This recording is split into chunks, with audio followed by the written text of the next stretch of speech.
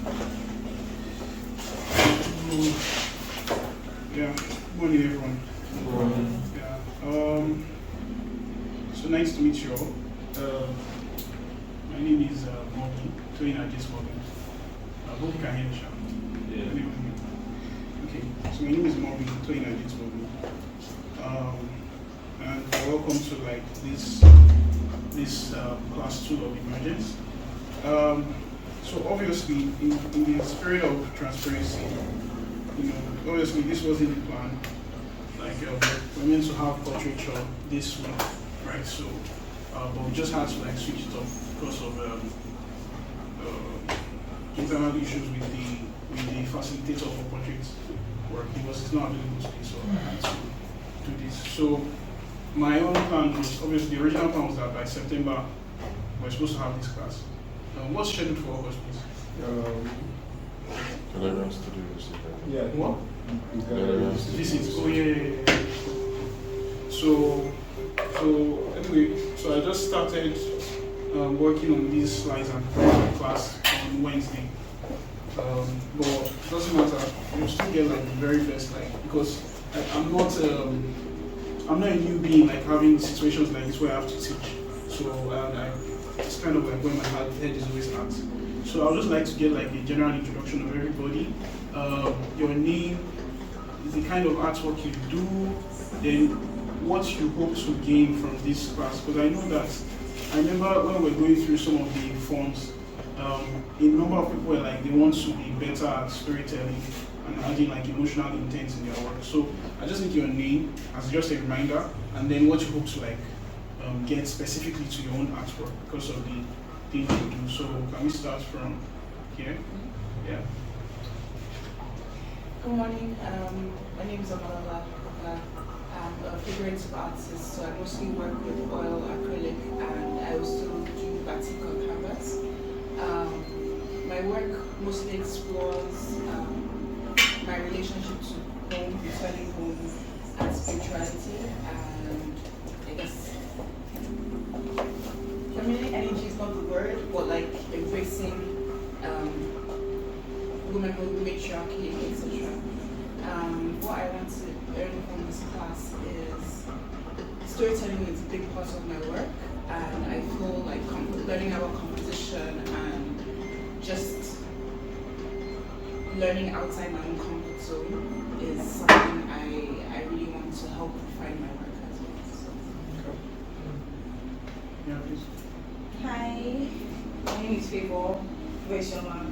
I'm based in Ibadan and I paint on canvas. It's different mediums really. I'm currently exploring embroidery on painting canvas. And my work is leaning towards kind of like contributing to conversations surrounding mental health, emotional well-being for anybody really. And what I'm hoping to gain from this class, I kind of wanted to learn more about the art industry as a whole really. I feel like that's something I've not really had.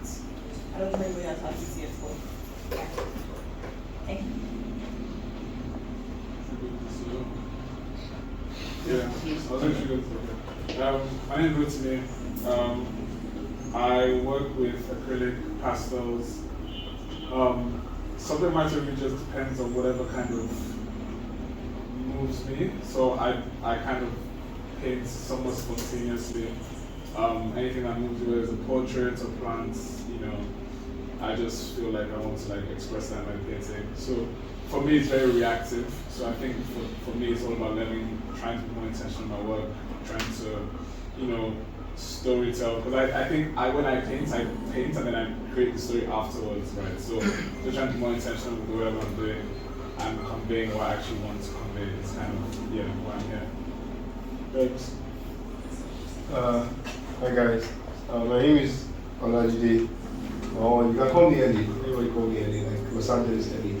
Except I've not been to Eddie. I'm a concept artist, a fine artist, and illustrator. And I think primarily what I look forward to learning in this class would be how to use composition to really strengthen my storytelling. So I have a lot of ideas, but might not have the best composition to push that storytelling. I might not have the best approach to push that storytelling. So I really want to much more learn technical too in this session. So Yeah, please just come in. Okay. Yeah. Yeah. Good morning, everyone. My name is Machiku Caleb.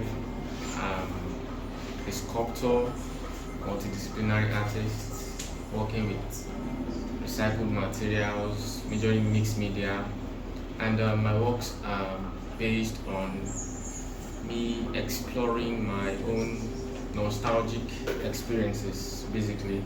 So I try to portray them, my thoughts, my perceptions, and relate them with other people and see how the interconnectedness of every human is, and I try to delve deep into that aspect.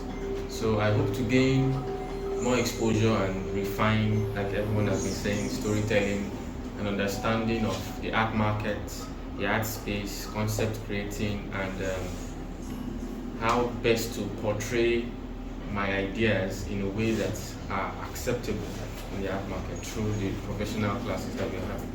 Thank you. Very cool. Yeah. Good morning. My name is Nicola Kennedy. I work with pen pointillism. So I work is mostly talking about culture, Yoruba culture. So what I'm doing today class Sorry, can you about telling story. tell your story? Okay, no, okay. Yeah. Alright, cool. Good morning, everyone. My name is Obi Michael, but you can call me Obi MC. Okay. So, like, I'm a painter, an oil painter, but I also dabble into watercolor too. So my work is centered around finding beauty in the mundane. So you can have you. So what I want to get from this class to add to my own work is how to find narratives that can drive that thing of finding beauty in the mundane, and also to understand colors and use colors to tell good narratives too. Thank you. Good morning, everyone. Good morning. My name is Femi Badio. I'm a graphic designer and illustrator. For this class, I'm definitely looking forward to how I would be able to understand how I would use colors, texture, composition, light, shapes, to convey stories, emotions, what you're trying to play on. That's basically Emergence and I'm looking forward to. Awesome. Thank you. Good morning, everyone. I'm Olamide. I work mostly with oil paintings. My work center. Sorry, Olamide what? Olamide Mary. My work centers around the subject of identity and getting to know yourself.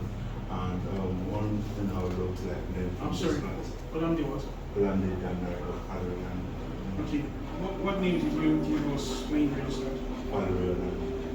Okay. Because I'm looking at everybody's portfolio so I can connect what you're saying. So, okay.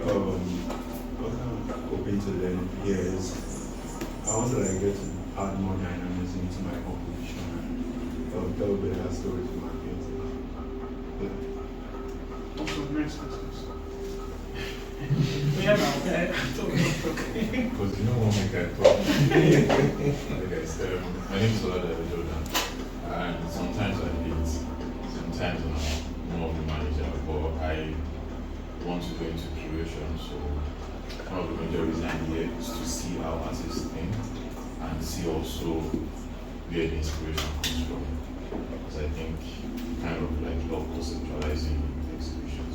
So I hope to see people I can work with at the end of the class and also select things that we can do together. Alright, cool. Hello everyone, my name is Philip, also known as Design. They want to call me Shaggy actually. But I'm a graphic designer, a graphic artist, an illustrator, and also a fine artist. So one thing I want to learn in this class is actually about composition. How I'm able to expand my ideas into it. there's a lot to learn. So I believe that with this class helping me out, it's going to go a long way. So that's it. Yeah. Awesome. So thank you very much, everyone. So I've gone through your portfolios so that I can like connect your faces to your art and get the sense of what you said you wanted and how I can see that reflected in the work. So yeah, let's start. So I think, yeah, okay. So this is more than just a drawing class. It's about finding the story behind your image. And one thing I also like promise you is that I know there's a way to kind of teach this stuff where it sounds like super spiritual, spiritual to the point where it's like too vague. You know, that's not what this is going to be. It's going to be a thing where you will have like practical ideas to identify the things that make you tick. If you notice something about, I hope I'm not getting ahead of my notes. If you notice something about some of the really successful artists, is that in almost any media, is that you find you're in the phase where you're like searching for what makes you tick. Really, you strike that gold. You just have to repeat that thing over and over and over again. So this is going to help contribute to finding that part for you. You get what I'm saying? So no matter if you check any artist in history, if you check their body of work, if you look at it from a broader perspective, you will notice there are some things that keep repeating. So I feel like that's one of the things that we're going to make sure that everyone is a step, closer to. So the way this will go is that I would, do my presentation, the lecture for 1 hour. I'll do a demonstration for the next hour, right? Demonstrating some of the things that we're going to discuss here, and then in the next 1 hour, I'll give everyone an exercises. All right, so you will demonstrate part of the things that were discussed, and you go for a break, and then we'll continue. We'll do another flow for the remaining time that we have. Okay, so a little bit about me. My name is Toyin Ajitumobi, but I go by Mordi in the art space. I mean, if anyone calls me Toyin, then I know that there's a problem. I was being a weird circle.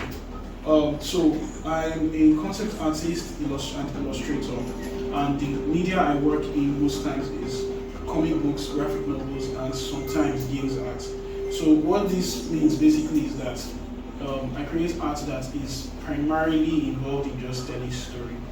Right, so, and that's one of the things that would make it easy for me to like cover this class, because that's the that's the niche that I'm used to. Like this, that's my work every day. So like my brain is already, always wired to tell a story. So I'm the principal designer at Brushwork Studio. That's like my small studio that I'm running, where I like operate from and like interface with clients that want like comic books, illustrations for their books, and all that. And some of my multiple works are with Unique Studios, the guys that did Ian. So I work on the comics with them. And apart from Ian, I think Ian is the one that has blown up now. And Vortex Incorporated, they are an African outfit. They have some. If you are into comics, you know their titles. I can't point to anyone that has blown up yet. If you're into comics, there's Vortex and there's Econ. This one's an Utopian platform. But I think the most notable one you can always point to is Unique Studios. You can check out Miano and all of that.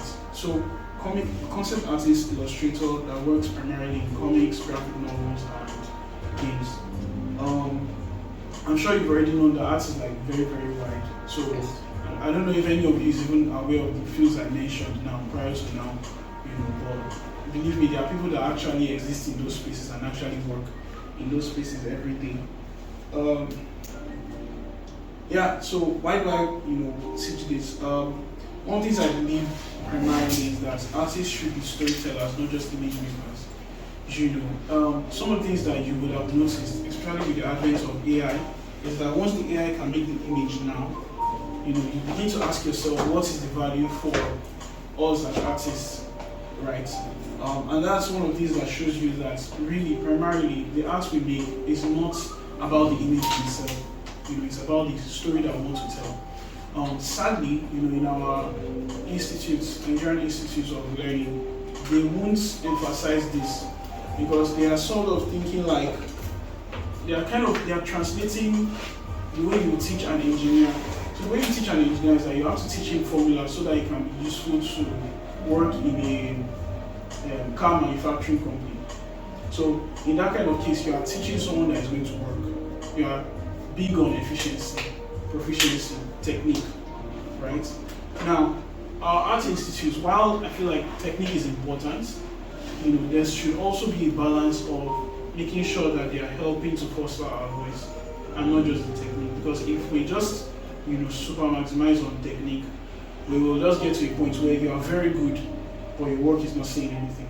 And you now like be vexing for the guy that just paints, your random strokes, and then is getting, millions and all that. So while technique is important, storytelling is also important.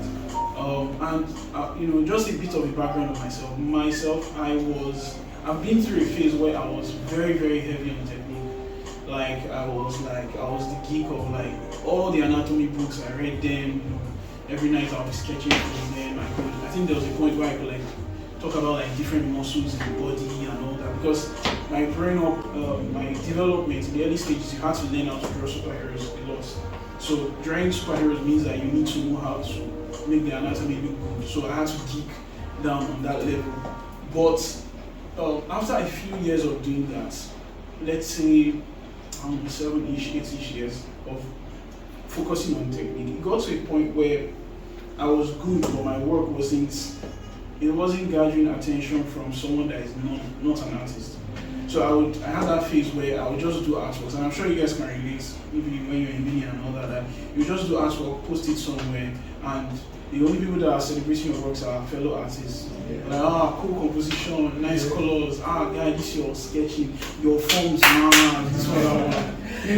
So, it got to a point, after doing that, repeating it, and going through that cycle of, I'm going to impress my guys, or I'm going to oppress or impress parents. And I went to a point where I was like, the people that I want to eventually buy, or let's say, we can say buy, but the people I want to eventually interact with my work are people that are not artists. So why should they want to care about my work? So this is where story comes in. Sure, you guys. You focus on technique first, mostly to impress your teachers, your art peers. Then you get to a point where you want to now focus on story because you want to get to the people that matter. Alright? And I think one of the things I want to share here is that your orientation of success in the art space. I think it's easier for you guys to comprehend this, but for someone like me that is more in a service industry where our success is more or less like, did we meet the client's goals and targets, and did we produce a product for the clients, comic books, games, whatever. But for you as an independent artist in this space, your success is you want to gather an audience that likes your work, that recognizes your work and likes your work. I hope you get that recognizes your work and likes your work. You don't want to gather an audience that just sees your work. You don't want people that just look at your work. You want people that always come back to your work. I'll give you an example. You can relate to, you guys will have your favorite artists that, if I say mention 3 artists you listen to every week, I'm sure you have those 3, right? And so you need to ask yourself, what is it about their work that scratches that itch? At first, I'm sure when you heard, I don't know, can someone give me an example of an artist that they really, really like? Bonambo. So favorite album? Twice as tall. When did he release it? 2020. Yes. I'm sure when you heard it in 2020, it was first about the hype. You like Bonambo. You were rooting for him. You knew him since you were in secondary school when he was just doing what's that song? Everyone was in face like that. All the girls in my class were crazy about it. But later, he started scratching an itch for you. You started following his story, and then that Twice as Tall album must have been heavy with things that you just resonated with. So it's not a thing of when he dropped Twice as Tall in 2020, you heard it and that was it. No, it's a thing where you go back to 2020, to his 2020 album, and releasing. Now, you want to, as an artist, you want to set that as your goal. Apart from the money you are going to make, having collectors. this is one of the value I think you should chase when it comes to storytelling. If I don't set this up, the whole storytelling thing will just be a cliche. Everybody's a storyteller now. Even a chef says, "Oh, tell the story with your food." Again, it's food. We're going to eat your food. We're going to forget we ate it. So I don't want storytelling to be a cliche. I want you guys to understand that you want to get to a point where you have a loyal following that they recognize your technique, they recognize your things, all right, and they follow you. You get what I'm saying? Another thing I want to suggest. Now, these ones are just suggestions. You might decide that you want something else. There is always the thing of there's a dichotomy between mainstream art and cult following. Alright? Mainstream artist is someone that did you get that? Mainstream art and cult following, like cult, like Ogoni cult.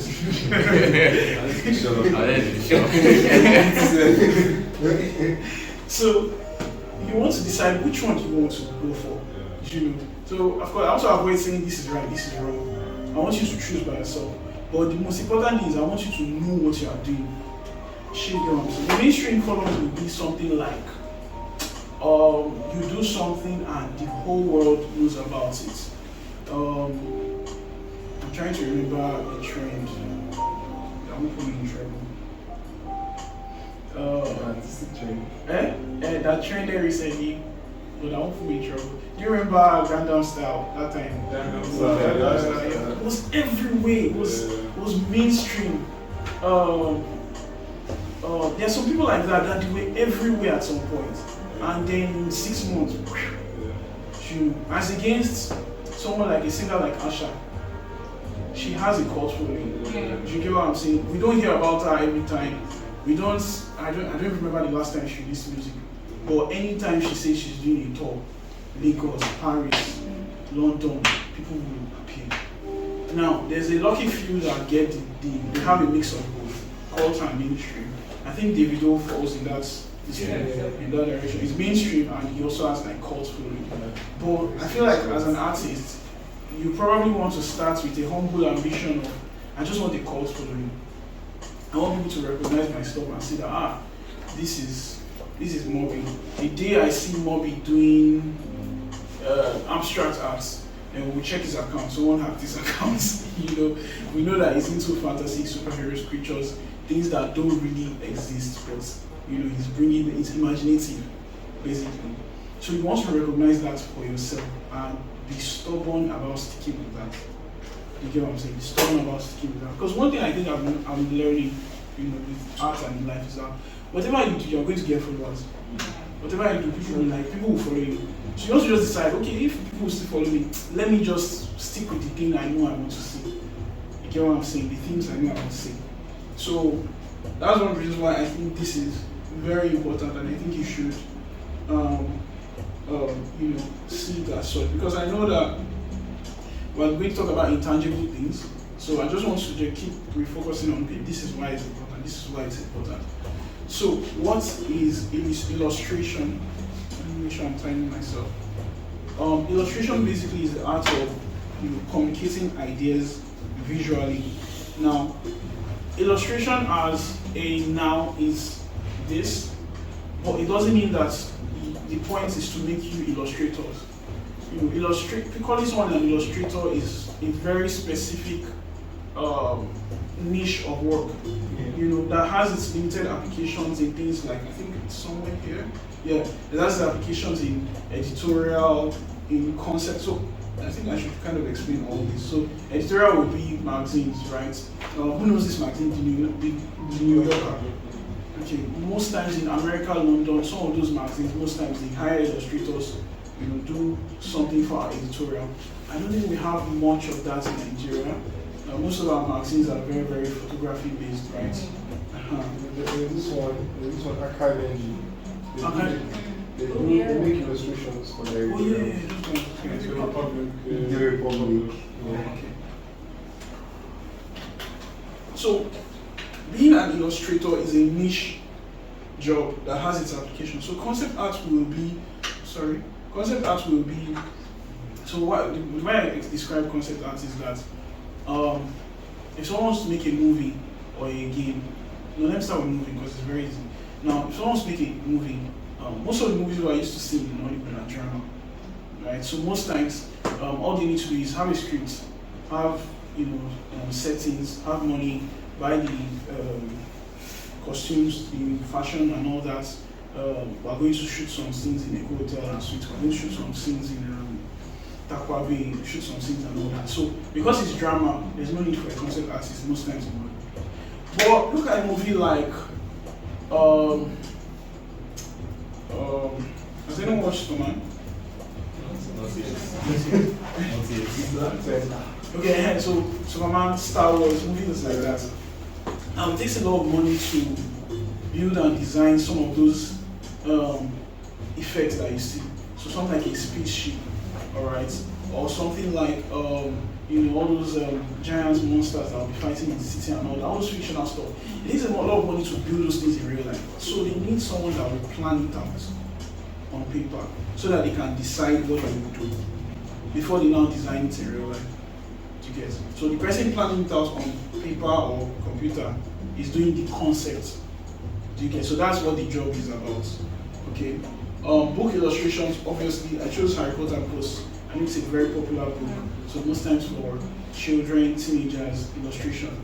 And then narrative arts, this is where sequential storyboarding, comics, manga, this is where they all fall in. So illustrator is a niche job. Now, it's distinct from fine arts in that fine art is often introspective. Sometimes it's standalone, unless it's like a series of it's something that is part of a series. I know some of you have done series. I think you've done a lot of series. Like you have a large body of work actually written. That's so cool. And I think I saw someone's diptych. Not diptych, like triptych, three pieces around it, where really cool stuff. So, but most times, most fine art pieces are singular, right? Sometimes it's introspective. It makes you sit, calm down, look at it, maybe drink wine over it and all that. And sometimes it's abstract. Illustration is often is applied, meaning that we're illustrating this for a magazine, we're illustrating this for a book, we're illustrating this for a movie poster. So illustration is very, very direct. There's a purpose. All right. So it's literally illustrating something. It's intentional and it's communicating. Now, what I want to bring forward is that, or what I want to propose and build on is that these two things can interweave. Okay, you can actually be a fine artist that is illustrating something, right? You are illustrating something, you are illustrating your point of view, your things. So when you see, because I kind of wonder what you thought when you saw the title. I mean, people have a weird idea when they hear illustrator. I'm not sure what they're thinking. What are you thinking? I thought the same. Yeah, what are you thinking? Because I'm very like interested. Illustration, like stuff like that. I'm like, okay, I'm not sure what this has to do with finances, but yeah. Any other person? You had yeah? I thought it was literally like how you plan for your final. Yeah. Like quick sketches. Yeah. Okay. Like how do you illustrate what you are planning to paint? Okay. At least that means you even got your idea. Because so most people when you tell them illustrator, I think the first thing they do is cartoons, books, and all that. So I want you to divorce those stereotypes and try to be more. Just look at what the word means, illustrate, all right, and then apply it to your fine art, all right, so that you are not like doing artworks that are just bland, that are just like boring, you're not saying anything, So yeah, this is a piece by, I don't know if you know this guy, Stanley Nabu, very beautiful works. I wish I brought, his works are not so much online, so I wish I had more as examples, but we'll get there. So why storytelling matters in fine art, and this is why we need to apply it in fine art. This is this artwork is called Boju Boju Hide and Seek by Akial. Who knows him? Okay. Yeah, it's one of our guys. We did the art class thing together. We get together. So yeah, art is more than a skill. Like I said at the beginning, it's about connection. Okay, Okay, so you want to get to a point where you're not just skillful, you are, and thank God for AI and all that, I'm just keep repeating it until you get tired of hearing it. If art is all about skill, there's no difference between you and an AI. Yeah. You know what I'm saying? There's no difference between you and an AI. There is a reason why,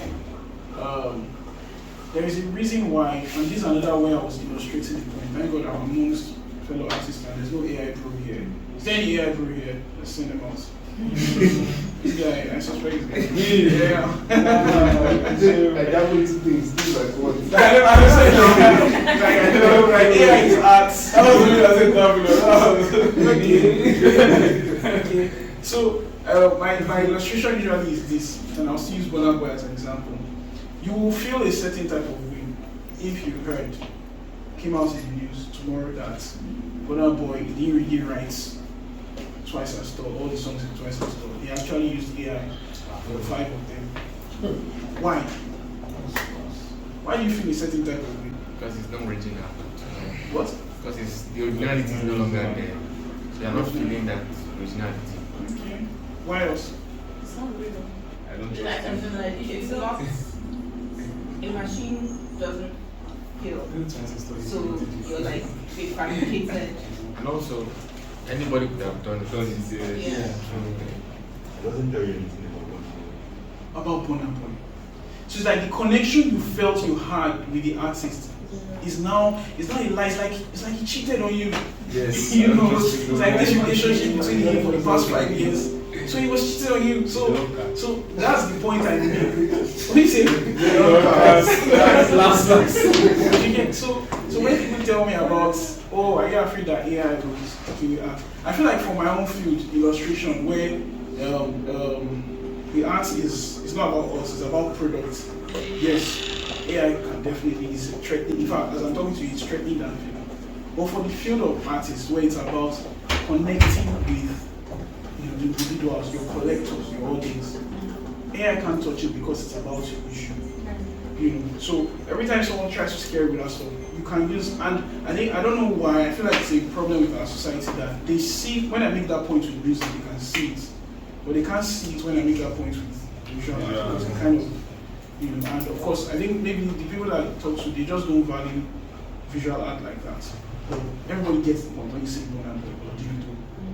So that's what I'm saying, that if art is just about your skill, you are just, like an AI. I know some of us are super talented skill-wise, but it's not just about that. It's about making that connection. Okay, so great illustrations don't just look good, they mean something, they say something. And people remember feelings, they don't remember, technique.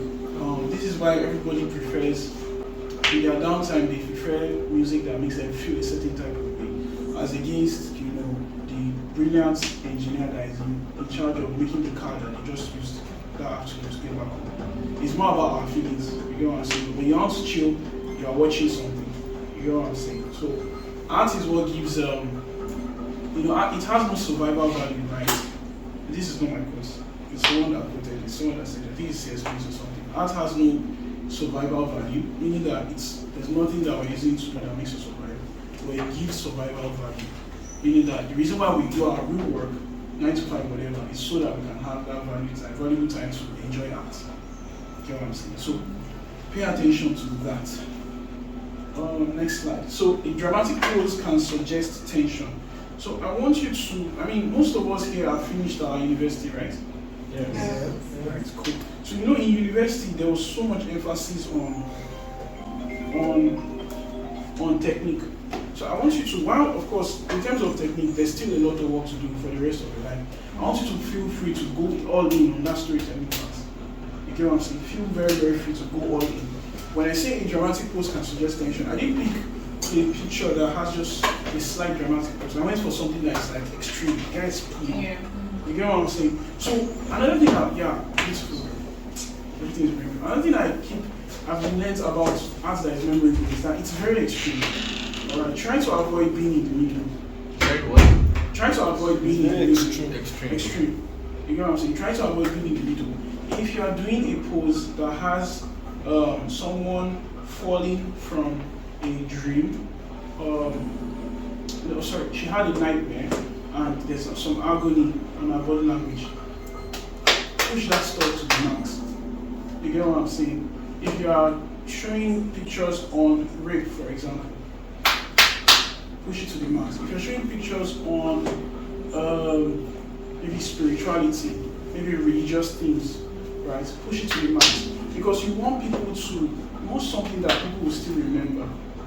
You know what I'm saying? You want something that people will remember. So for example, personally, my own body of work, it's cartoony, the colors are very saturated, right? So I don't shy away from that. So that when you see my work, you remember that, oh, this is the guy that does cartoony stuff. Somebody said Akin, that those pieces, the character is Akin. You shall know that this guy is into pop culture. You get what I'm saying? His stuff are saturated. Even when he's doing a night scene, you still see some saturation. So whatever part of your work you are doing, push it to the max, because that's the best way that people remember you. Okay? So the dramatic pose is here, maximum tension. Alright? You are doing portraits. Make sure that they have that story that they are telling. Okay, avoid bland portraits. Okay, like there's nothing this guy is saying, it's just staring. You know, I don't know if any of these has this is guilty of this, but like having portraits that are just like doing nothing. You want to just avoid that unless you are intentionally being bland. Like it's intentional that you don't want any emotion or anything. It's like I know there's a color called wood color, right? So that's an intentional lack of color or something like that. I think if I'm not messing it up.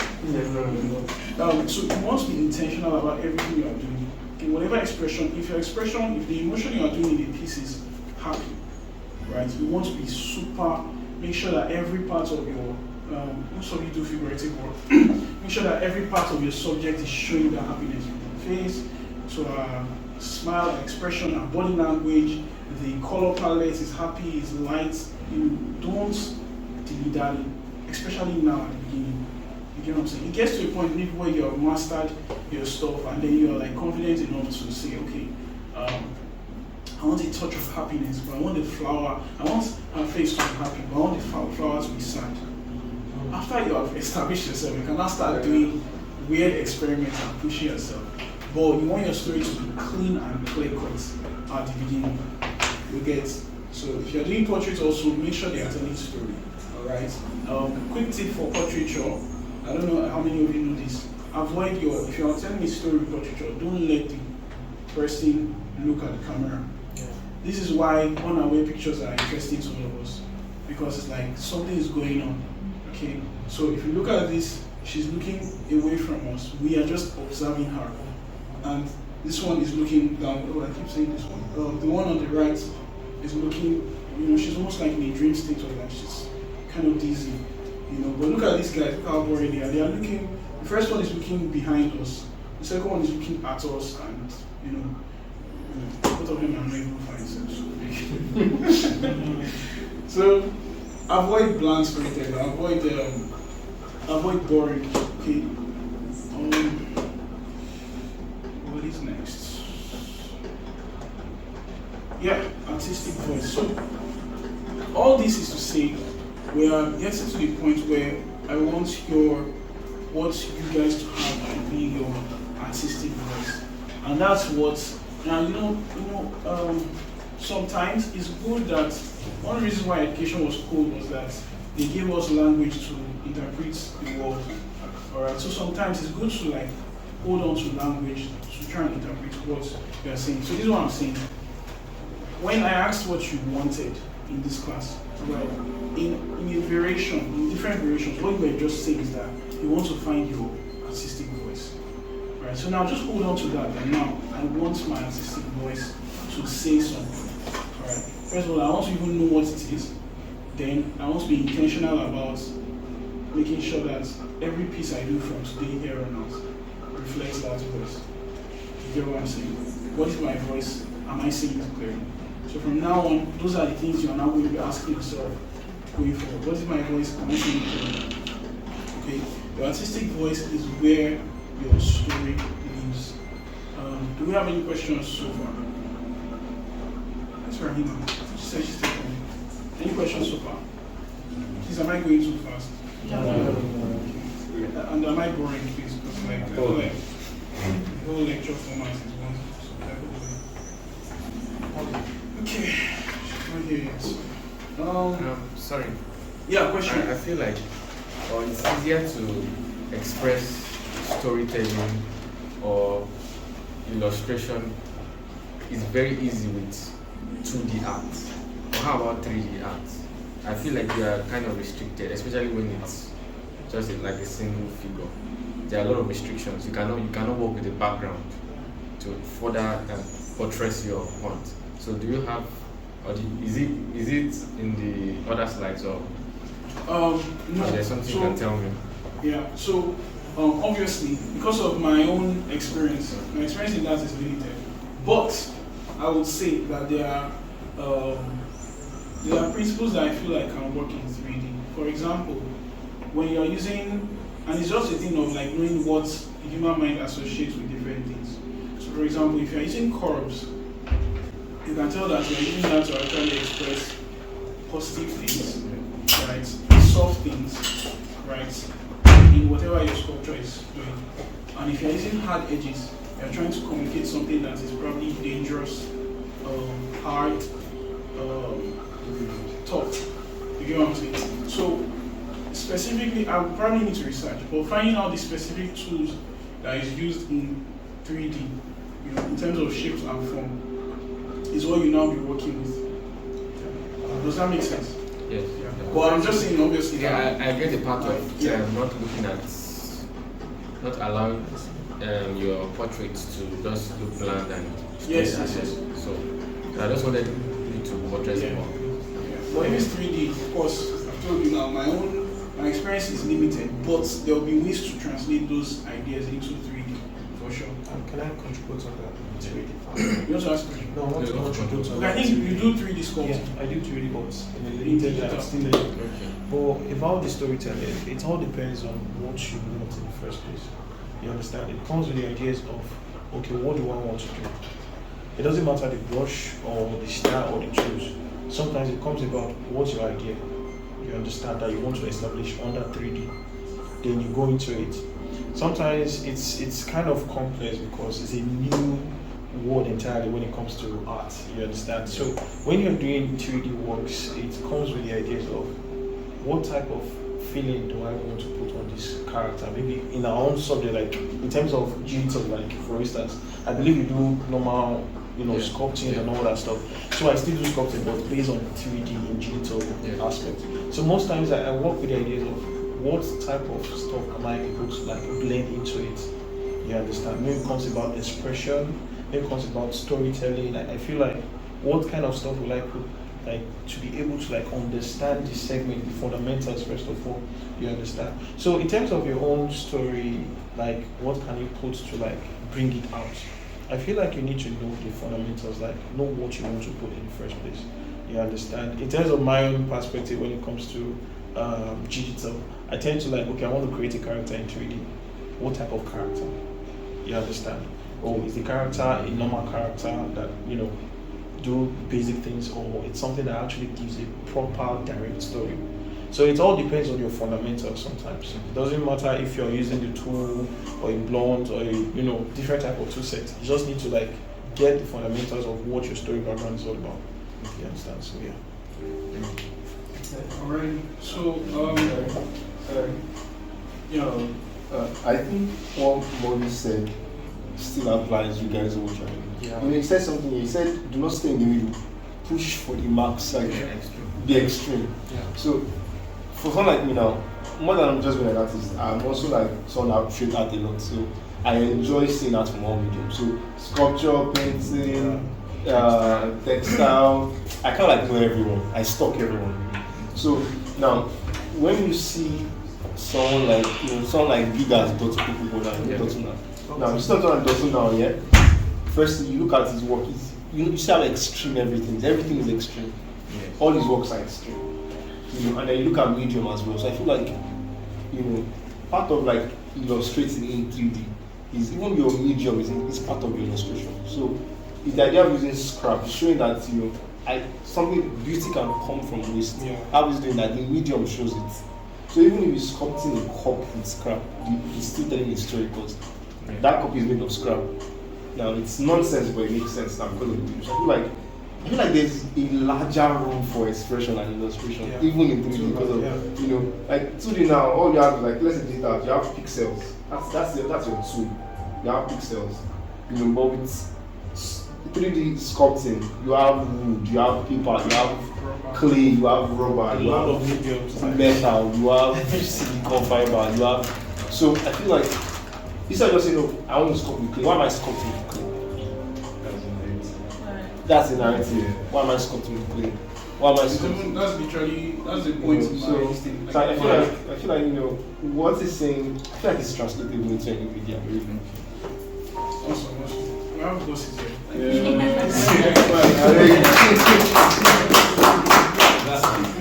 Awesome. So, any other clarification or you want to build up on what has been said? Short question, like yes.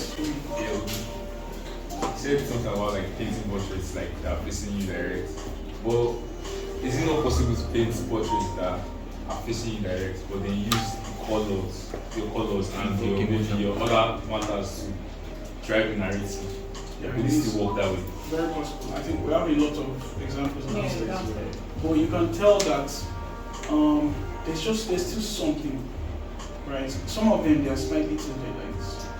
Some of them they are looking at you like this. So it's never about just blank. There's something. You get what I'm saying? It's either the eyes are saying something, or yes, I know there's one that had like splatter. It's black.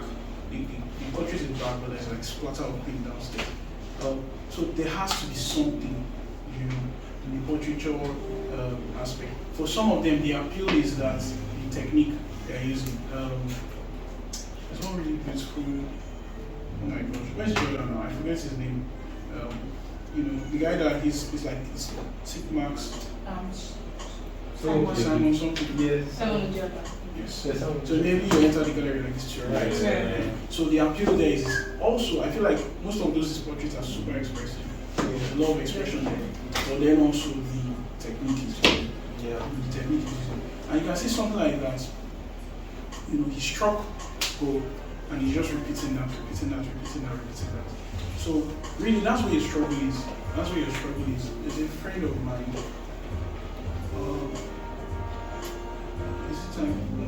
I'll still get to a place where we look at different aspects. So don't let me rush it. So any other question? Any other thing? Everyone, welcome. So I have a question. I have a question. You mentioned something about mainstream artists. Yes. And cult following. Yes. So mainstream artists and cult following. Yes. Oh, cult followership. Yeah. I remember when we were introducing ourselves. Yeah. And Omalola, right? Yeah, she was explaining what she does, and it's obvious that she's doing more than one thing, right? Like you are, like your skill set cut across different mediums, and I do not think that those mediums tell the same story per se, right? So would you, like what you said now, you sticking to one thing and you just being stubborn with it. So we see artists that so they are painting, they are sculpting, they are doing tie-dye, they are doing, so it's like, should everything still, like, can you be different with all those things, or do everything have to be like, telling you the same thing? What's the difference with that? Like either diversify or specialize, really. Yeah, exactly. So I'll be honest, I feel like, let me just say, based on my own experience of this field, I feel like what works better is sticking to one thing, because especially because of like the non-art part of it, the business side of it, the gallery aspect of it. It's usually easier for people to know that okay, this is what you do and this is what they are getting into, right? And usually the best thing I feel like for someone to start with is like hit gold, repeat it. Okay, hit that thing, repeat it. Establish yourself first in that thing. Then while you're still like that sorts out your establishment. Really, you can actually experiment with other things, but it's a thing where it's not in the public view. The truth of the matter is that 90% of artists, our temperament is that we don't like doing one thing. 90% of artists, we like experimenting. If you are doing acrylic today, tomorrow you might be like, I'm tired of acrylic, let's do digital. Oh, let's do watercolor, let's do oil. But for the sake of practicality and achieving actual success, and it's not just a thing where you are just painting and all the paintings are your own, I would suggest, okay, it's not a right or wrong thing, but I would suggest you do your one thing and be known for that one thing and replicate variations of that. And I know that this is a double-edged sword, because what happens is that, now, trust me very much, in fact, thank you. I'm always happy when I remember to say something I know is very important. Trust me very much. For every artist that you know that is very successful with their one style, they are very, very famous for one thing. Trust me, they have internal frustrations that they can't break out of it. It's a double-edged sword for everyone. And I feel like it's bittersweet. What? Bittersweet. It's bittersweet. So like that's just the reality of life. Life is mostly about like trade-offs. You do one thing, you are trading off a lot of things. Trust me, I can name names. This guy that we mentioned downstairs, Simon or whatever. If you ask him, I'm sure he's tired of that stuff. But that's what works. So he's working the system. Afiz Onokoya, if you ask him, I'm sure he's tired of that stuff. But that's what works. So he's working the system. You know what I'm saying? So, and that's why you need to balance the whole economic ambitions and goals as an artist. Like doing something that will, let me just slam it like that, that will bring money. Yeah. Balance it with. Thank you very much.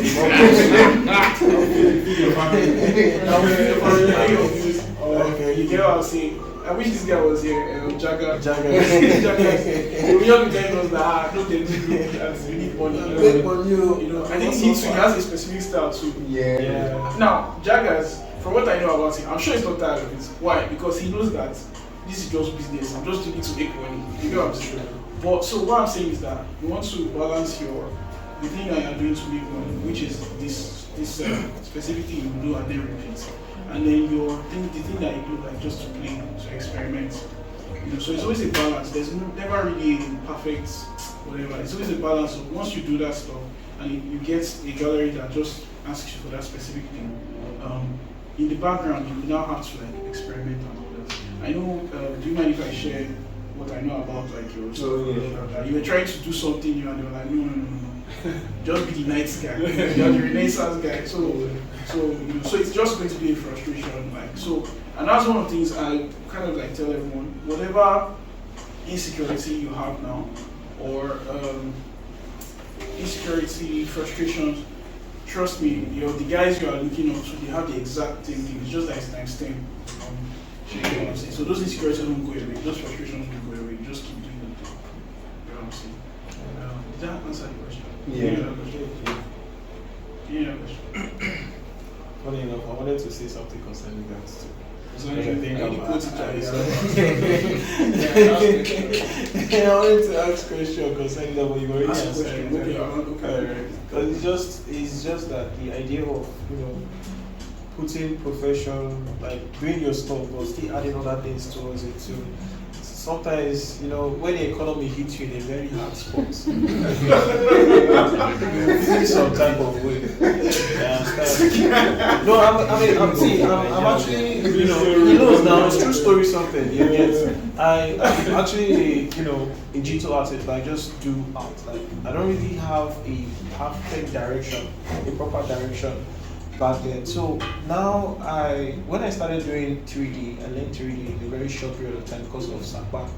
You understand now, Sakpa actually hold me very well. So I learned it, and before you know it, I posted it, and people actually liked it because the attention was there.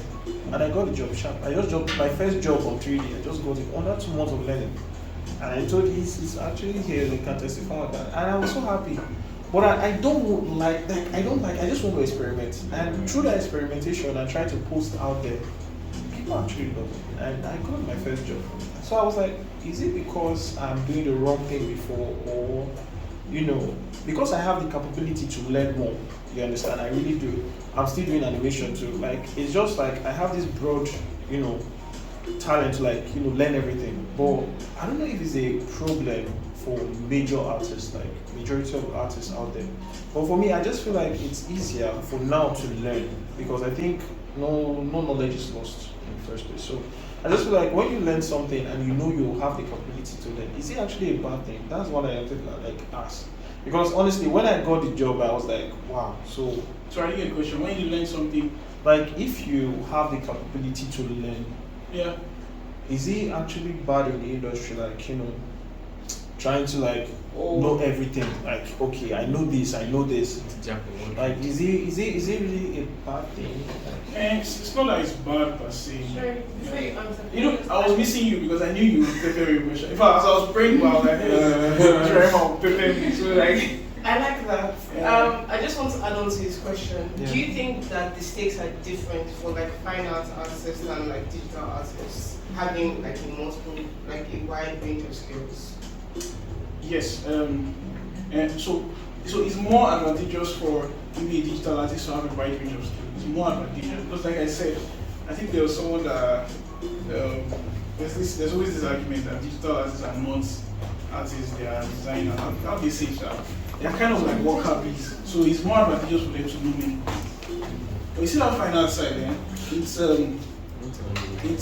more advantageous to know for one thing.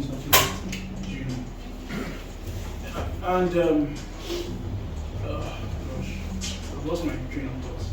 So sorry guys. No, I didn't know one thing. Can I make a comment?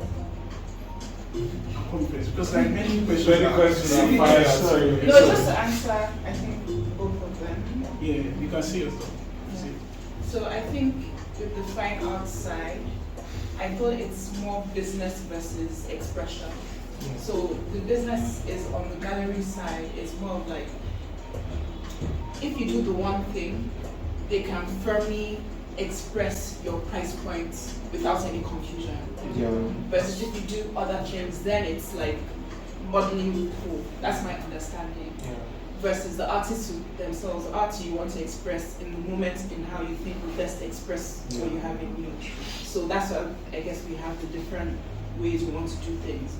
But the business, the gallery, the collector, not even the collector, the dealer is like, no, we need to, this is the price point and we don't want anything to mess with that. So if you can't say this is your price point for this kind of work and then your price point for that kind of work. Yeah. So I think for them, it's simpler for them to sell when it's simpler. Yeah, exactly. So because and that's why I define that thing. So that's why it's good to like know the game you are playing. As much as that's why as much as we're like, oh, storytelling, you want to know that you're doing storytelling in context.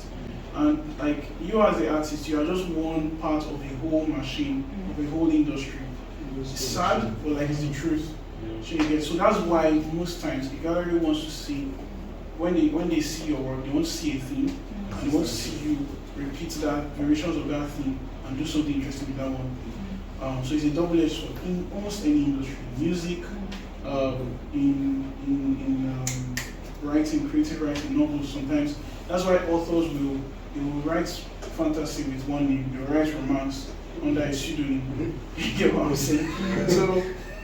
So it's one of those sad realities, and it's a good reality, and I feel like the way to look at it is that constraints really is freedom. Okay, so the reason why we have freedom to paint in a frame is because our constraint is the frame, right? So it gives you, it's better because I'm going to actually help you guys put some constraints on yourself. So if you told me last week that you are into femininity, if next tomorrow I see you doing cyberpunk, you know what cyberpunk is? Yeah. I'll have questions for you because I'm like, fam, you told me femininity. You get what I'm saying? You get what I'm saying? So you have to. So the constraints are actually a good thing. Yeah. I saw some of our portfolios that I was seeing, and one of which I saw in some portfolios, like there's no, I couldn't see any cohesion. Thank you, cohesion. You hear what I'm saying? So I know that at some point you want to get out of that phase of seeing art as just like expression. Expression is good, but expression that doesn't move you is You get what I'm saying? So, and one of the great tests of like your artistic maturity or whatever is commit to doing a series of just 3 pieces of one thing. You can do that stuff, you know, which is incidentally part of your service. You are building a reputation, you are building a body of work. Okay. Yeah, any other question? Yeah. Sorry. I just wanted to. It's fine. No, actually, it's fine. Yeah, that thing you briefly said about like balancing economic ambitions and stuff like that. Is there a rule in the arts world that once you are represented by a gallery, you can't sell by yourself? No, I guess it's based on your contract with them. I mean, Yeah. So because I'm thinking, well, if a gallery wants you to create one thing, but then you're creating multiple things, surely there's a way to strike a balance in, okay, gallery, you take all my femininity, I will deal with my cyberpunk, right? Well, doing that in practice is where there's an issue. Yeah. In theory, it's possible, but like in practice, because remember, you are in a network of like the galleries themselves. They know each other. You know, so you have to be. Don't try and be gangster. Like unless you are, because okay, the only person that I feel like that can be gangster is I have a friend, Somi Adesina, who knows him. So it's a wide space. He does scribble art, but his works are more of nostalgia, Nigerian nostalgia. Kids playing with their tire on the road, growing up basically.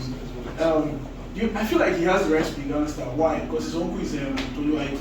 We all know Tolu Aiki. Yeah. He's a big name in the art space. He has his gallery. So he has the right to be gangster because his uncle is Tolu Aiki. Tolu Aiki knows a lot of gallery runners and all that.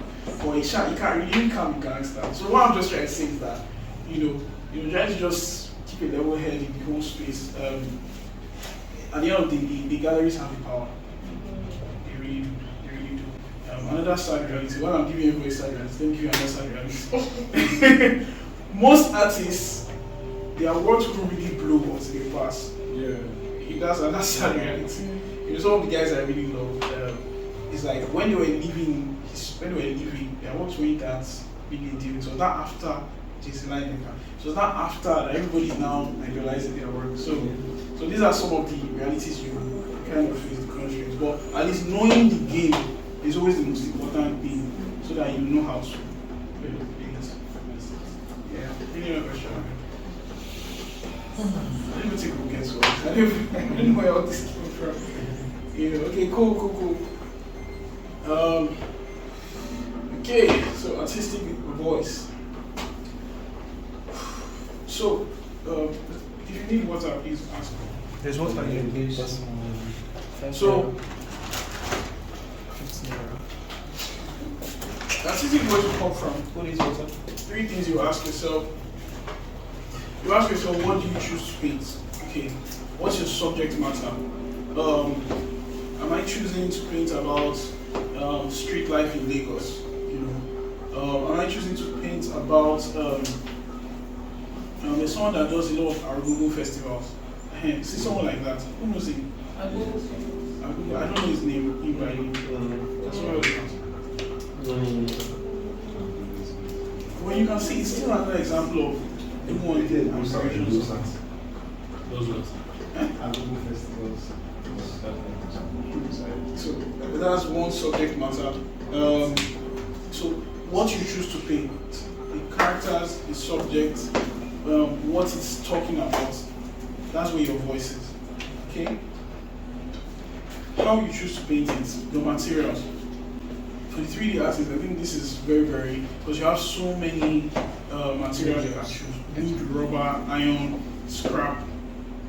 For painters, acrylic, oil, digital, canvas, animal skin. So your how is also part of the artistic voice. You can strive to get to a point where every part of your work has meaning. Like every part of your work is very cohesive. And now, one of the things that this class is going to help you do is that when you think about these things as you are doing your work, it makes presenting your work to people easier.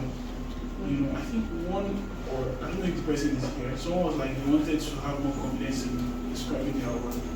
in the, was it you? That you said describing it.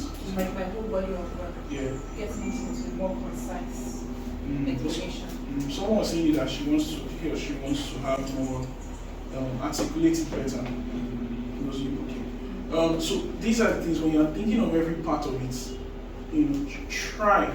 I feel like, yes, of course, we are expressive random, but try as much as possible to bring intentionality to everything that you do.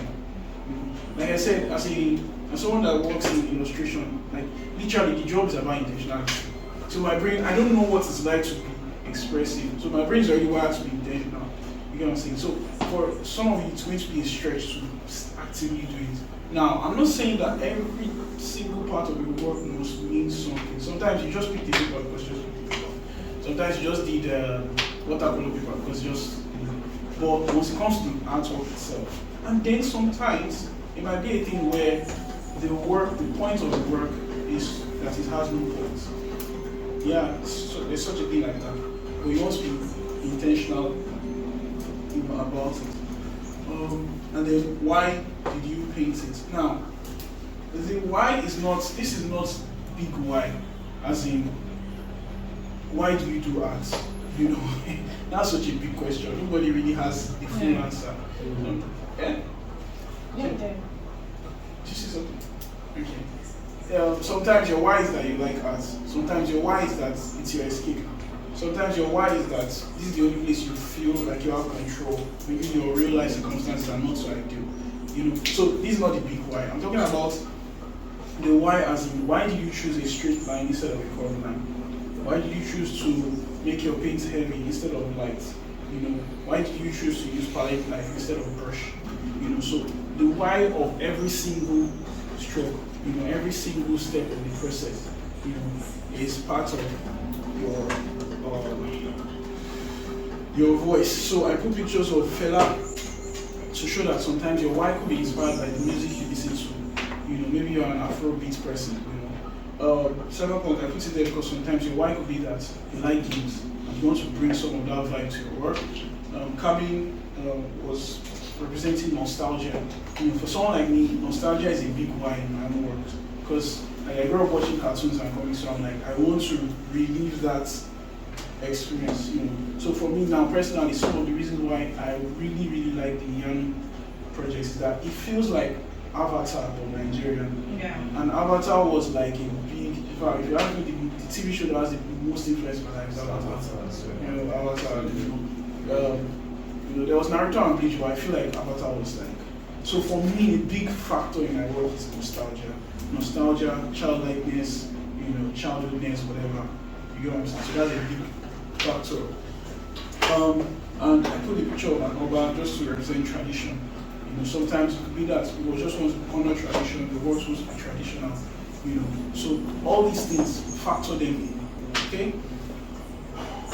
Alright, so your voice is your story, your aesthetic, your perspective. Okay? Your story is what you want to say. The aesthetic is the form you choose. The genre. Is it traditional? Is it cartoony? Is it realistic? Is it surreal? So your aesthetic, this is where your aesthetic is. Alright, but if you cover aesthetic and just tell story, your story doesn't have a place to lead, right? If you just go with if you cover story and you're just focusing on aesthetic, that's more like skill and technique. It's just a nice piece of art, but it's not saying anything. If it's that story and there's no aesthetic, so let me cover it. If it's not story and there's no aesthetic, it's if it's just story, you might as well be a novelist, a writer. Now, this is the most important thing, and this is where, honestly, I'm also on a journey. On this one now, perspective. Now, I feel like, there are some people, take it or leave it. You might not necessarily appreciate, what they say, their perspective. But the fact that they are bold enough to actually come and do it is something. Yeah. You want to get to a point where we're still even focusing on this thing, but very later on in your career, earlier, sooner, who knows? You want to get to a point where your work is saying something. There's a perspective you're trying to bring. Okay? What's the difference? I'm coming. So I'll give you an example. Although it's still abstract. So there's a book I want to write. Okay, an illustrated novel. Alright, it's going to be a novel with illustrations and all that. The story is more like a hero's journey. Okay, the boy has powers to fight this one now. Now, the perspective there is that I want to show readers that you grow by learning hard things. Very simple. The story is all the trappings of, oh, he has superpowers, he's the chosen one, he has to defend the kingdom, restore balance and all that. But the perspective there is, as you go through the character's journey, is that you grow by learning hard things. Do you get what I'm saying? Which other story can I use as an example? Which other story can I use as an example? Avatar. Similar things, right? Choosing one, restored balance to the kingdom and all that. But the perspective there is that he grew by learning, hard things. So you can see that even in skeleton, the story I'm writing, the skeleton of the story I'm writing and working on is already similar to the one that inspired me. That's the trapping. So everything you are seeing, that's why they say that everything in life is just remixed. There's nothing new we are doing. Right? So you're going to have to strip down every other person. So for example, how many of you are fans of Chimamanda? Yeah. So you guys are not fans. You don't read that like that.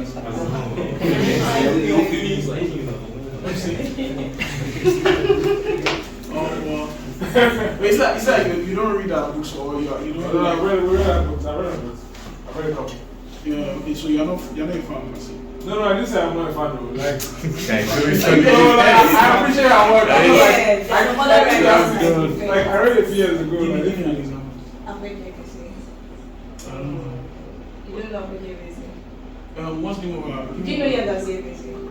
Do I know? Yagaze. Yeah. Yagaze's sister is Do you know the death of Vivek Oji?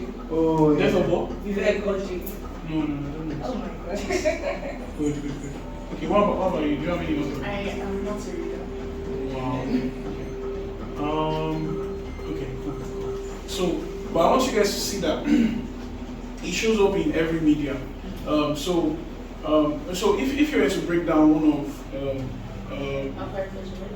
please, Akweke. Okay, if you were to break down one of our stories. Akweke. I think that should be Akweke. The Igbo. Yeah. Because you say Akweke, they're trying to separate two words. I think they are together. Snake egg. Wow. Interesting. So the story is there. If you can give me one of our books and try to break it down with this formula I just did. The one I'm currently reading is made a full of depth to beauty. It's about an artist that had her partner died 5 years ago, and she's kind of like trying to get back into the dating scene. And then she met this guy that is unbelievably perfect. But then she went on a trip with the guy, and the guy's father is a collector. He's interested in her work, and then she has a crush on him. If I'm boyfriend's father. Ah, how do you explain it?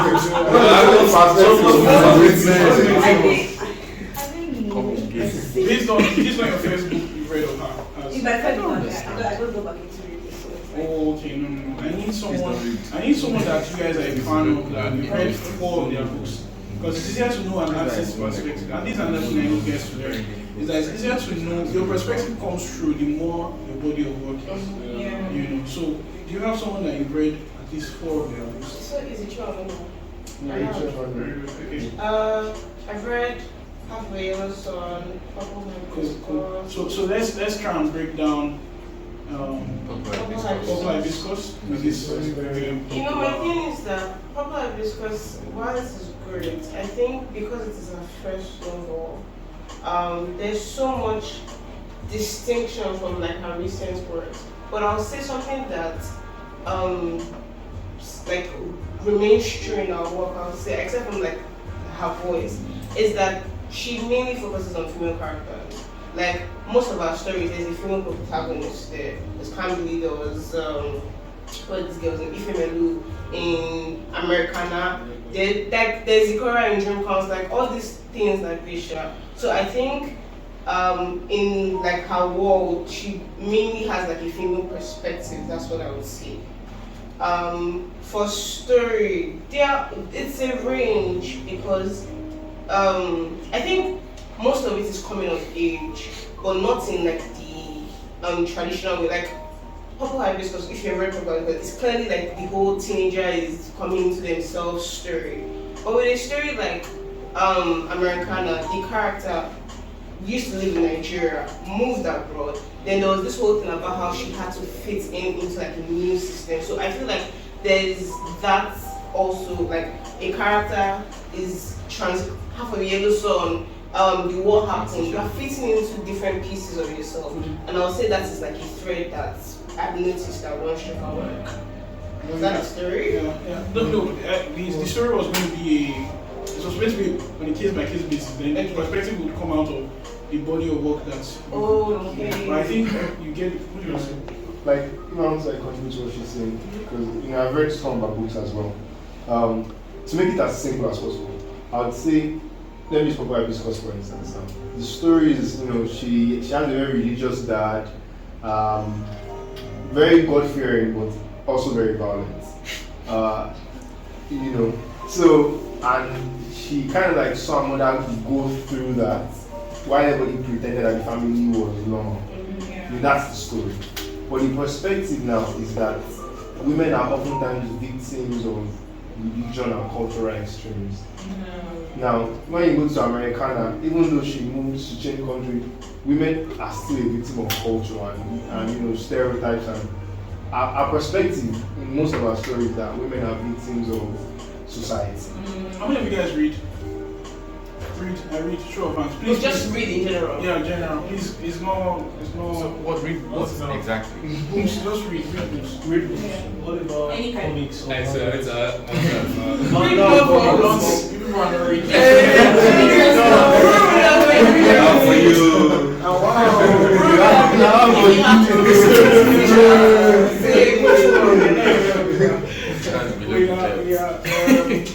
Mostly fiction, non-fiction, but mostly literature. Literature, right? Yeah.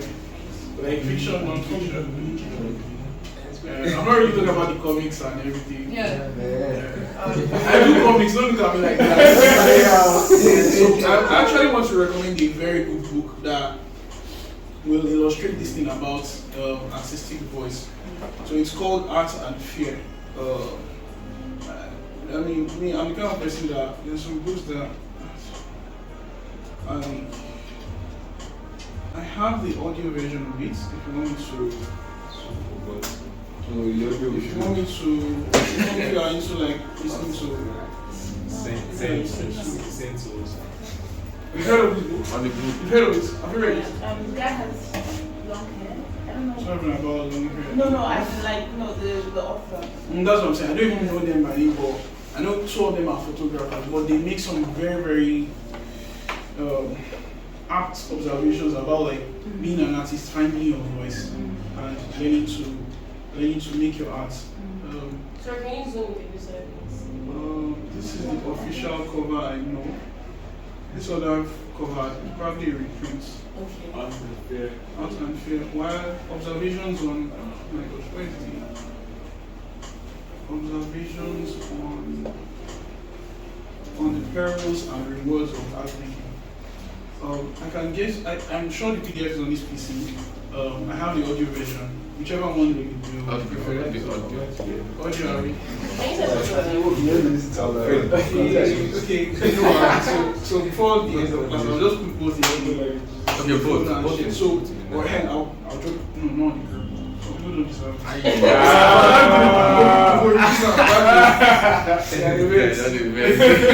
So it's a I don't know. I really wish I could make people first. I always tell people that I put in if I should do an art school.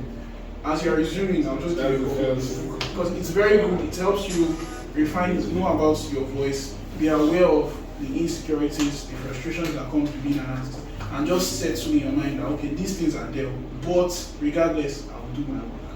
You know, and it's very, very short. You like it, you really like it. It speaks. I always listen to it like it's kind of like a meditative thing for me. I listen to it like once every month. And when I'm listening, it's like prayers. It's weird, but you like it. You know, I always read about it. You like it. So that's that. Where were we? Perspective, story. Yeah. So another thing, you need to do a body of work before people now know your perspective. Right? Before they now know this is what you believe, this is what you stand for. What do you mean by body of work? A series of Series. There's no how to escape it. You just have to be series minded, series oriented. You really have to be. You know. Yeah, you really have to be series minded. Yeah. Alright, so and this leads into I know we're talking about things that influence you. So the artists that influence you are usually a clue to what your voice. And when I say artist, I don't really just mean only fine artists. I mean other forms of art. The books you read, the novels you read, the music you listen to, the movies you watch. How many of you are cinephiles? You don't know what that word means, don't worry. You're not Cinema.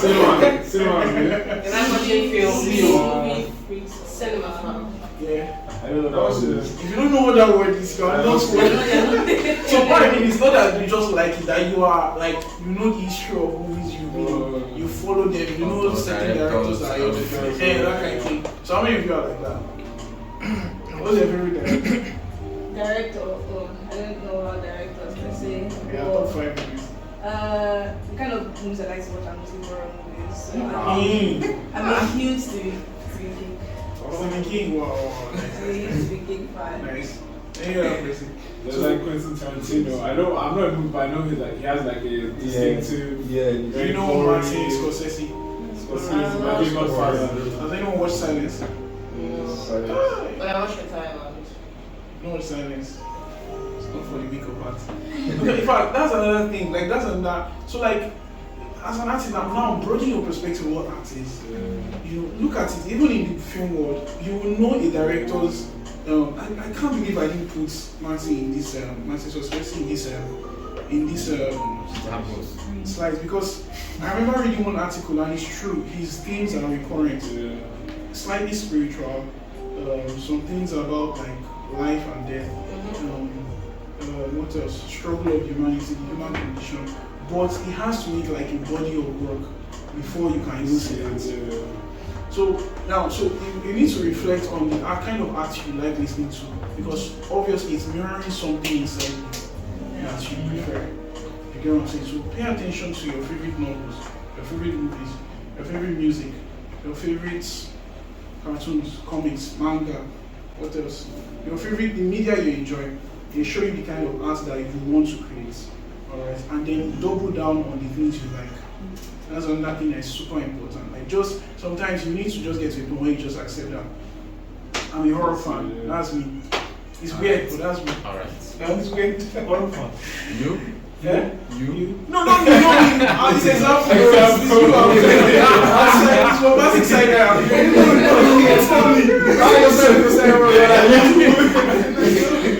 You know me. I'm a horror fan. Please. I like colorful, bright stuff. You know.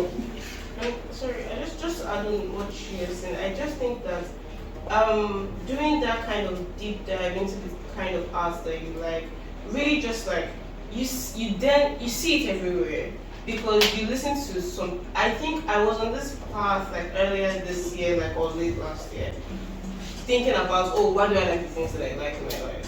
And I noticed that the common thread that ran across all the forms of media like is vulnerability.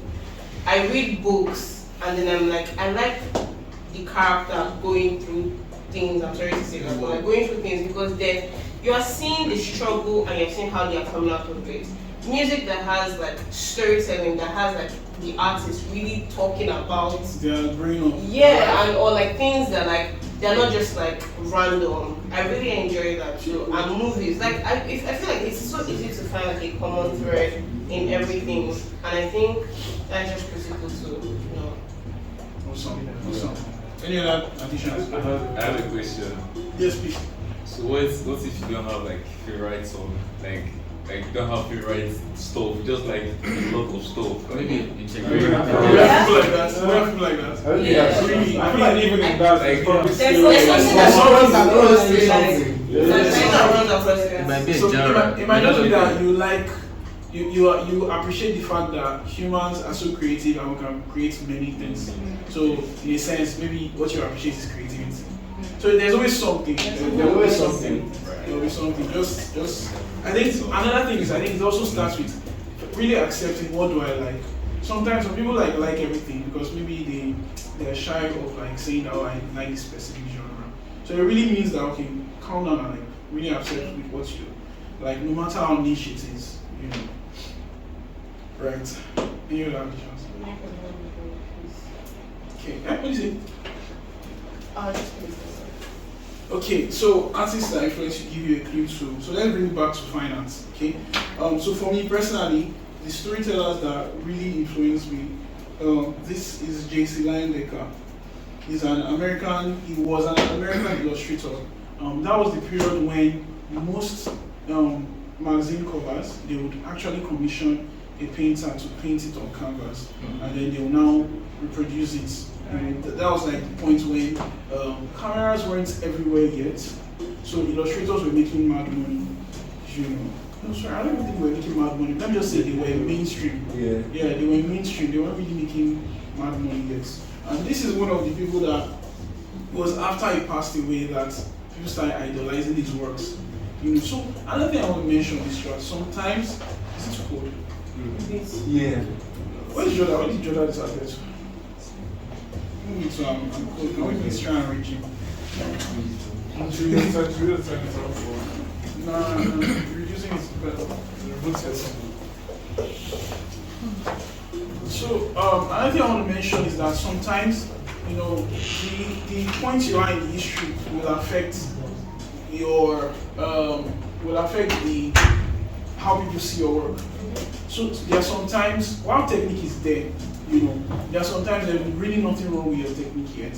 Sometimes your work, the world is not yet ready to get your work. You know, so while you are building your body of work, sometimes just know it that maybe they don't understand it yet, but let me just build it so that when they come back, turn around, at least they meet 50 pieces. And I've really refined this thing I've been trying to tell them. That's really how it is sometimes in history. I think they mentioned it in that book about like so yeah, one of the things I like in J.C. Leyendecker, his stylized anatomy obviously appeals to me. You can tell specific stories with his pictures. You know, they just tell you something. Alright, so like the way the characters are interacting with themselves, you can tell, you know, you can really already like, you know, tell specific stories without even knowing what the title of the piece is. You know, this one obviously was, and you can, if you notice the thread in things like this, it's very playful. Yeah. It appeals to me, very, very playful, bright colors, everyone is smiling, everyone's happy, body gesture is saying something. You get what I'm saying? This one is action-packed, dynamic, and obviously another thing I know I really love about his work is the brushworks. That's one thing he's legendary known for. Wow. Yeah. You know, look at this. The strokes are, you know, following the forms, and it's very dynamic. So those are the things I like about him. So knowing specific things you like about specific artists is very, very helpful. You know, you don't have to do this for every artist, but just for the ones that you know that this one inspires me anytime, any day. You know, I can look at his pieces and not get tired. Next one will be Alfonso Walker.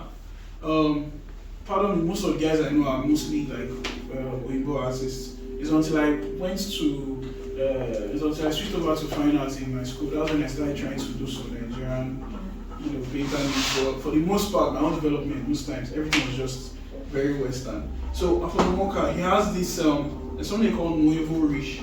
It's a kind of style where they were like, so the application of his works back then was when calendars were a big deal.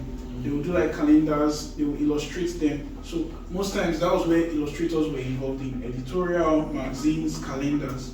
So he was doing a lot of that, and if you look at his stuff, there's a lot of ink line work, very clean ink drawing.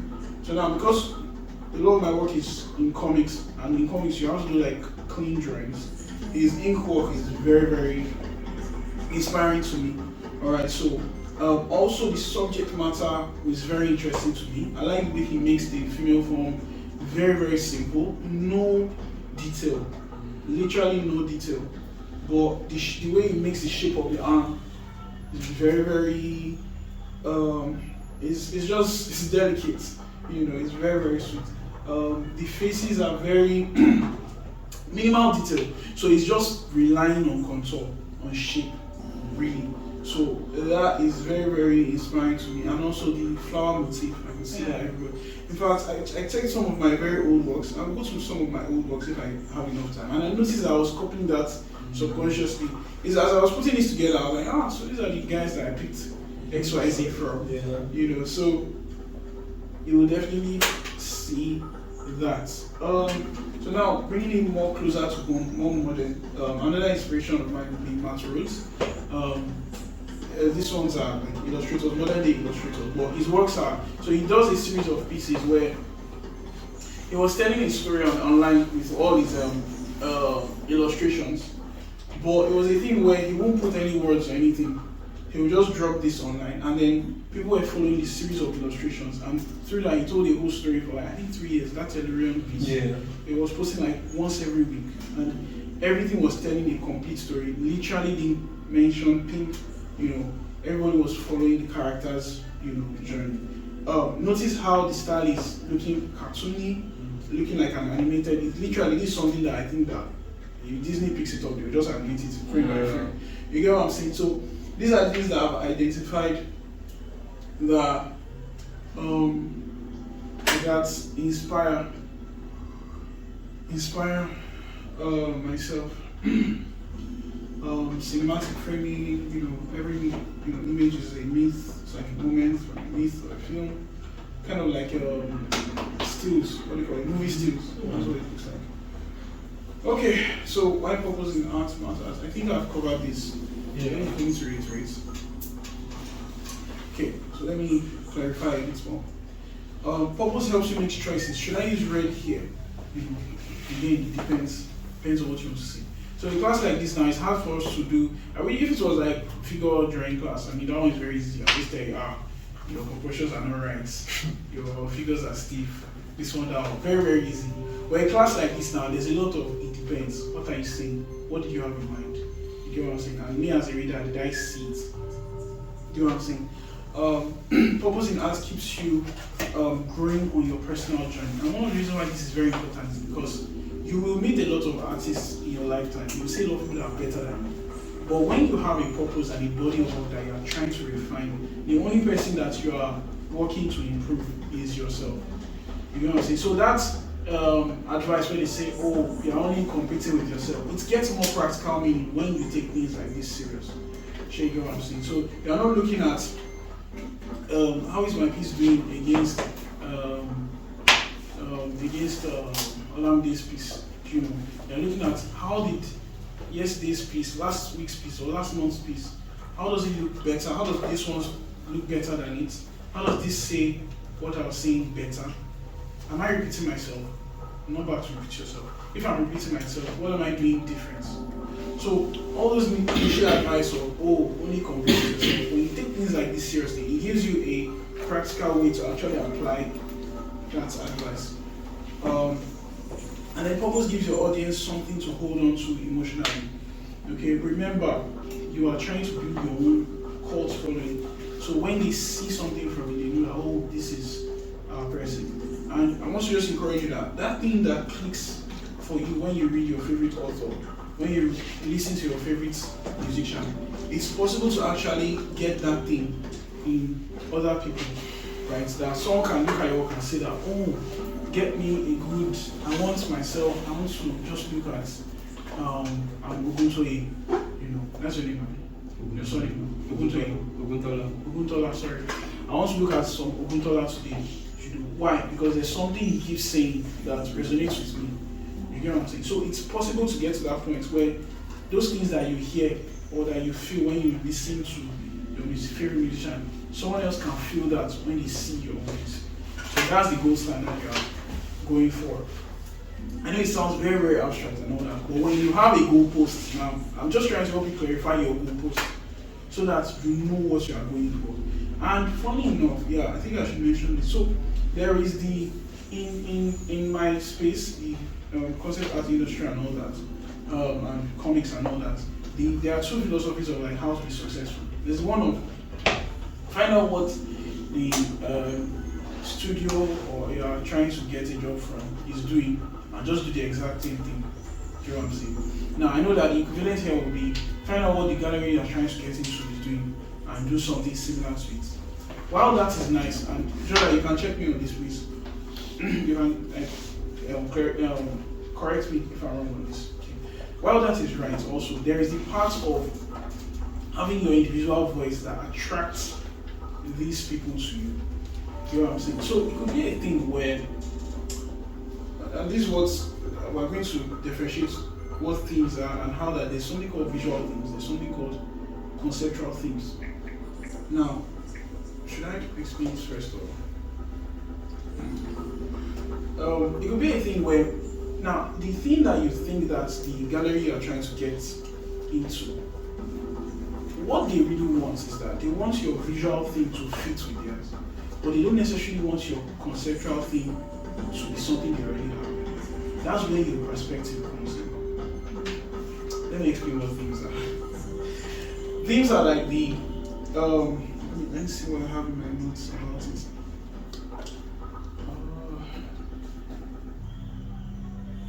I feel like we should take a break, guys. What do you think? I'm so tired. I'm stressed. It's true. First time. How are you guys will sit down? It's interesting. I feel like we should take a break when it's interesting. So that when it's boring now. What kind of man are you? I mean, this 2 hours. So it's the one delivering. What do you say?